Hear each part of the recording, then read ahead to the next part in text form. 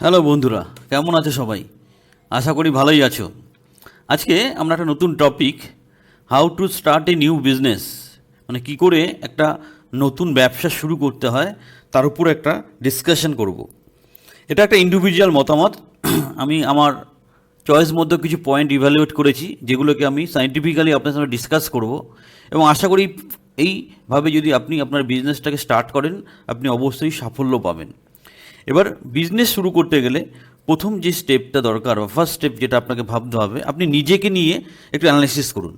মানে নিজেকে ইভ্যালুয়েট করুন যে আপনি কোন ফিল্ডে পারদর্শী, আপনার নিজস্ব ক্যাটাগরি কী আছে, আপনি নিজেকে কোন ফিল্ডে কনফিডেন্ট মনে করেন, সেটাকে ভালো করে অ্যানালাইসিস করুন।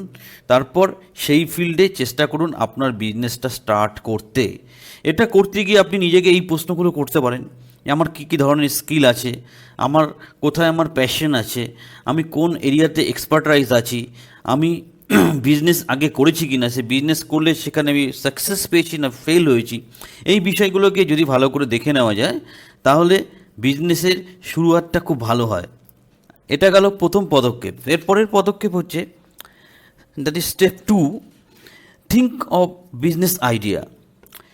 একটা খুব নতুন ধরনের কোনো বিজনেস আইডিয়া চিন্তা করুন, যেটা আপনার পারদর্শিতার সাথে ম্যাচ করছে, এবং সেটা যাতে ইনোভেটিভ হয়। একটা নতুনত্ব কিছু নিয়ে আসুন এবং সেটাকে একটা খুব সুন্দর স্ট্রাকচার ওয়েতে চিন্তা করুন। তারপর আপনি আপনার বিজনেসটা শুরু করুন। এবার সেই চিন্তাটা করতে গিয়ে কতগুলো প্রশ্ন আপনি নিজেকে নিজে করতে পারেন, যে এই বিজনেসটা যদি আমি শুরু করি, এরপর কি হতে পারে, এই বিজনেসটা কতদূর পর্যন্ত যেতে পারে, এই বিজনেসটার মার্কেট ভায়াবিলিটি কতটা, এই যে স্কিল বিজনেসটার জন্য দরকার সেটা কি টোটালি নিউ না আগে থেকে এক্সিস্ট করে, আর কি করে এই বিজনেসটাকে খুব সহজে এবং খুব দ্রুত ইমপ্লিমেন্ট করা যায়।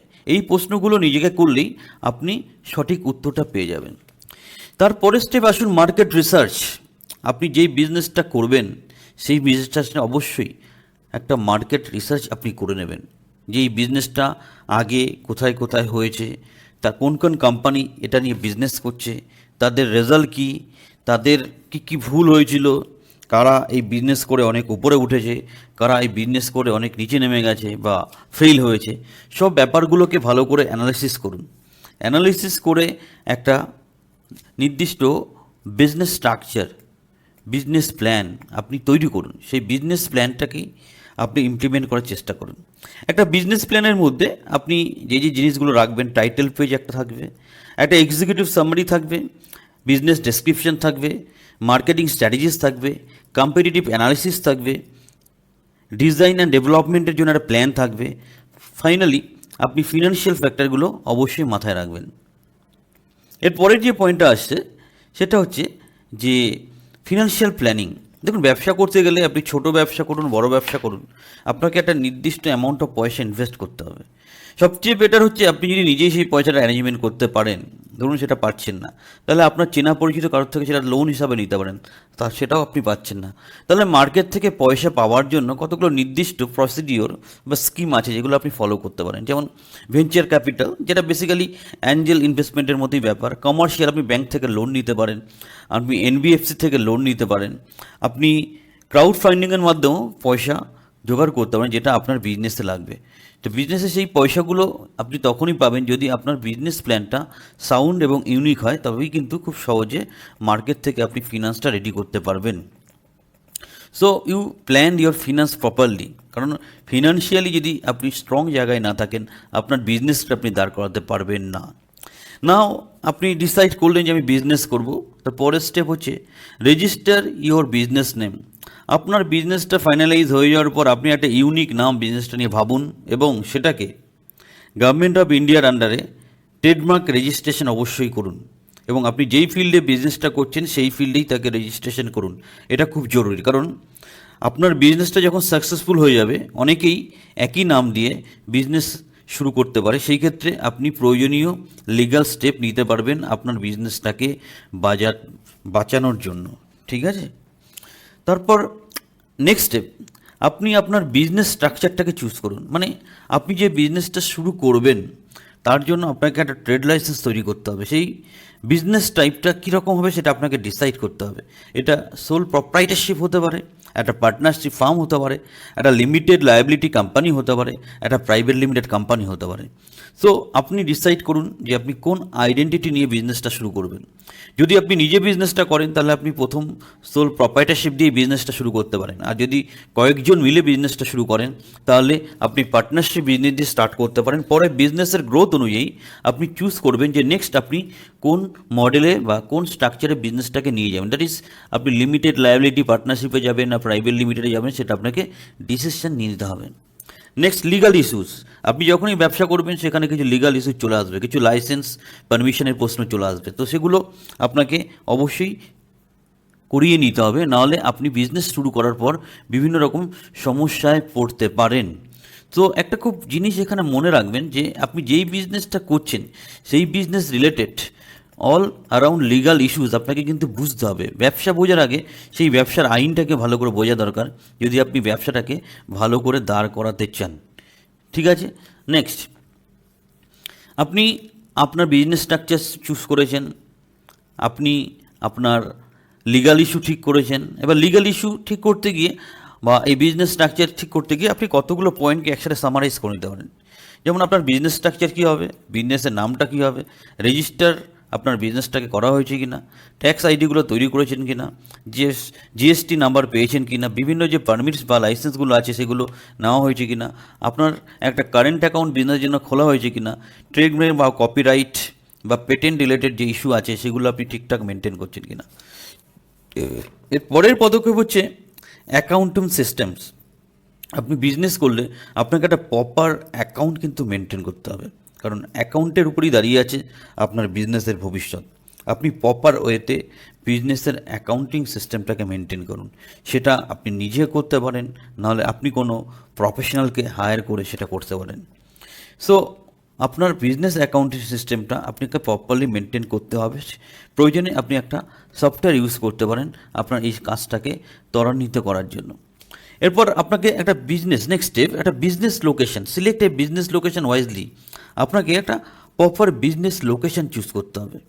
সেটা ডিপেন্ড করছে কিসের উপর, স্টাইল অফ কী ধরনের কাজ করছেন, লোকেশনটা এক্স্যাক্টলি কোথায়, সেখানে পার্কিং ফেসিলিটি আছে কি না, সেটা কতটা ইজিলি অ্যাক্সেসেবল, তার এন্ট্রান্সটা কেমন, সেখানে আগে কোনো বিজনেস মডেল ছিল কি না, সেই বিজনেস মডেল থাকলে সেখানে কোনো সুবিধা অসুবিধা ছিল কি না, সব রকম জিওগ্রাফিক্যাল ফ্যাসিলিটিস, কাছাকাছি ব্যাংক আছে কি না, অন্যান্য যে যে ফ্যাসিলিটিস দরকার বিজনেসের জন্য সেগুলো আছে কি না, সেইগুলো দেখেই আপনাকে জায়গাটা চুজ করতে হবে। সবার শেষে আপনি যদি জায়গাটা রেন্টে নেন তাহলে রেন্ট যেটা পড়ছে স্পেসটার, সেটা আপনার বাজেটের মধ্যে আসছে কিনা সেটাকেও অ্যানালাইসিস করে নিন। এবং ফাইনালি যখন আপনি জায়গাটা নিচ্ছেন আপনি আপনার ওনারের সাথে অবশ্যই একটা কমার্শিয়াল এগ্রিমেন্ট করে নিন। এবার আপনি বিজনেস করতে গেলে আপনি একা তো পারবেন না, প্রথমে একা শুরু করলেও আপনাকে আলটিমেটলি একটা টিম ফর্ম করতে হবে। সেই টিম ফর্ম করার জন্য আপনি একটা প্রপার প্রসেস ফলো করুন এবং টিম রিক্রুটমেন্টের জন্য যা যা প্রসিডিওর সেই প্রসিডিওরগুলো মেনটেন করুন। কখনোই ভাববেন না আপনি একটা নতুন বিজনেস করছেন যে যাকেই পেলেন নিয়ে নিলেন বিজনেসে, সেইভাবে করবেন না। দের আর সাম স্পেসিফিক এইচআর পলিসিস, কতগুলো এইচআর পলিসি আছে সেগুলো ফলো করেই আপনি রিক্রুটমেন্টটা করবেন। কখনও এর রেফারেন্স বা ওর রেফারেন্স এইভাবে সেইভাবে যাতাভাবে রিক্রুটমেন্ট করবেন না। প্রথম দিন থেকে রিক্রুটমেন্টটা প্রপার প্রসেসে করুন এবং রিক্রুটমেন্টের টাইমেই আপনি আপনার এমপ্লয়ির মাথায় এটা ঢুকিয়ে দিন যে আপনার কোম্পানির অ্যাকচুয়াল গোলটা কী। তারপর সবাই যখন জয়েন করে গেল, আপনার কোম্পানির টিমটা ফর্ম করলো, আপনি কোম্পানির মধ্যে একটা খুব হেলদি রিলেশনশিপ তৈরি করুন, একটা প্রপার কালচার তৈরি করুন, proper value and ethics implement করুন, তাহলেই আপনার টিম প্রপারলি কাজ করতে পারবে। সব কিছুর শেষে যখন আপনি দেখবেন যে আপনার বিজনেস সত্যি খুব ভালোভাবে এগিয়ে যাচ্ছে, তখন আপনাকে বিজনেসটাকে বড় করার জন্য প্রপার একটা মার্কেটিং প্ল্যান আপনাকে ডিজাইন করতে হবে এবং সেই মার্কেটিং প্ল্যানটা প্রপারলি ইমপ্লিমেন্ট করতে হবে। আপনি মার্কেটিং করলেই আপনার প্রোডাক্টের ডিমান্ড মার্কেটে তৈরি হবে, তারপরেই সেলের কনসেপ্টটা আসবে। তো আপনি সবসময় চেষ্টা করবেন একটা নতুনত্ব নিয়ে মার্কেটিং করার। এখন ডিজিটাল প্ল্যাটফর্ম বেস অনেক রকম মার্কেটিং টেকনিক বেরিয়েছে, আপনি সেগুলোকে আধুনিক মার্কেটিং পলিসি হিসেবে ফলো করতে পারেন। এরপর এরপর কি, এরপরের স্টেপ এটাই যে আপনার বিজনেস ভালো চলছে, ভালোভাবে চলুন। So you have to grow your business. আপনি আপনার বিজনেস মডেল যখন দাঁড় করিয়ে দিয়েছেন, আস্তে আস্তে বিজনেসটাকে এক্সপ্যানশন করুন। আপনি একটা ব্রাঞ্চ আছে, আপনি দুটো ব্রাঞ্চ করুন, দুটো ব্রাঞ্চ হলো চারটে করুন। এইভাবে আস্তে আস্তে আপনি বিজনেসটাকে বড় করে এগিয়ে নিয়ে যান। তো মোটামুটি এই আমাদের টোটাল বিজনেস সম্বন্ধে বক্তব্য। তো আমি যদি টোটাল পয়েন্টগুলোকে আরেকবার রিকল করি, তাহলে বিষয়টা কেমন দাঁড়াচ্ছে। ফার্স্ট, আপনি যখনই বিজনেস করতে চাইছেন, আপনি আগে নিজেকে অ্যানালাইসিস করুন। অ্যানালাইসিস করে জেনে নিন যে আপনি কোন দিকে পারদর্শী। সেকেন্ড, আপনি যে বিষয়ে বিজনেস করতে চাইছেন তার উপর একটা মার্কেট স্টাডি করুন। মার্কেট স্টাডি করেই আপনি সিদ্ধান্ত নিন। থার্ড, আপনি যখন মার্কেট স্টাডি করছেন, মানে মার্কেট রিসার্চ করছেন, তখন আপনি চুজ করে নিন যে প্রপার কি বিজনেস প্ল্যানে আপনি বিজনেসটাকে চালাবেন। নেক্সট, আপনি ডিসাইড করে নিন যে আপনার ফিনান্সিয়াল প্ল্যান কি হবে, কত টাকা ইনভেস্ট করবেন, কদিনের মধ্যে করবেন, কত দিনের টাকা আপনি ব্যাংকে রেখে দেবেন। আপনার বিজনেস মডেল ফাইনাল হলে বিজনেসটাকে অবশ্যই লিগালি রেজিস্টার করুন। নেক্সট, আপনি আপনার বিজনেসের যে রিলেটেড পারমিশনস, যে লিগ্যাল ইস্যুসগুলো আছে, সেগুলোকে অবশ্যই ক্লিয়ার করে বিজনেসে নামুন। একটা প্রপার অ্যাকাউন্টিং সিস্টেম রাখুন, যাতে আপনি বিজনেস অ্যাকাউন্টটা এক ঝলকে দেখতে পারেন। আপনি একটা প্রপার জায়গা চুজ করুন যেখানে আপনি আপনার বিজনেসটাকে শুরু করতে পারেন। লাস্টে আপনি একটা সুন্দর মার্কেটিং প্ল্যান তৈরি করুন, যে মার্কেটিং প্ল্যানটা খুব সহজেই আপনার বিজনেসটাকে বাড়িয়ে নিয়ে যাবে, এবং বিজনেসটা যখন বাড়তে শুরু করবে এবং স্টেবিলাইজ জায়গায় আসবে, আপনি বিজনেসটাকে আরও বেশি বাড়িয়ে নিয়ে যান। এখানেই আমার মূল টিচিংটা শেষ হলো। আপনাদের যদি কোনো কোয়েরি থাকে, কোনো সাজেশন থাকে, আপনারা অবশ্যই কমেন্ট করে জানান। আবার সবার শেষে, যদি এই ভিডিওটা আপনাদের ভালো লাগে, অবশ্যই শেয়ার করুন, কারণ শেয়ার করলে আরও কয়েকজন বন্ধু এই অপরচুনিটিটা পাবে কী করে সে একটা নতুন বিজনেস শুরু করতে পারে। So thank you friends, have a great day.